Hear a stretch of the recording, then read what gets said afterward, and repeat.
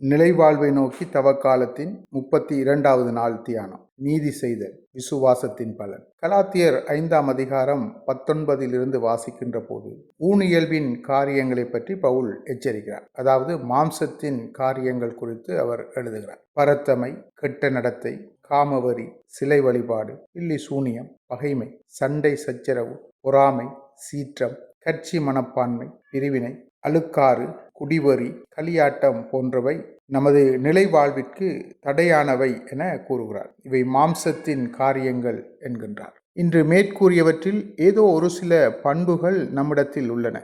அவை கடவுளுக்கு முரணானது. எனவே தூய ஆவியாரின் தூண்டுதல் பெற்று வாழ வேண்டும் என அழைக்கிறார். தூய ஆவியின் கனிகளாகிய அன்பு, மகிழ்ச்சி, அமைதி, பொறுமை, பரிவு, நன்னயம், நம்பிக்கை, கனிவு, தன்னடக்கம் போன்றவற்றை நமது வாழ்வில் பெருக்கிக் கொள்வதன் மூலம் இறை விருப்பை நிறைவேற்றி அவர் நீதிக்கு எம்மை அர்ப்பணிக்கின்றோம். எனவே எம் வாழ்வில் இன்று எவை ஆதிக்கம் செலுத்துகிறது, எவற்றை அதிகமாக செய்கின்றோம் என்பதை சிந்திக்க அழைக்கப்படுகின்றோம். ஊனியல்பின் காரியங்கள் எம்மிடத்தில் இருந்தால் அவற்றை விட்டு முழுவதுமாக விலகி தூய ஆவியின் இயல்புக்குள் எம்மை வழிநடத்த இந்த காலங்களில் ஆயத்தப்படுத்துவோம். அமைதியாக இறைவனின் பாதத்தில் எம்மை தத்தம் செய்து அவர் சமூகத்தில் அமர்ந்திருந்து எம்மை நாம் ஆராய்ந்து சரி செய்து கொள்வோம். இறை நீதி எம்மை ஆளுகை செய்யட்டும். ஆண்டவர் நம்மை ஆசீர்வதிப்பார். ஆமென்.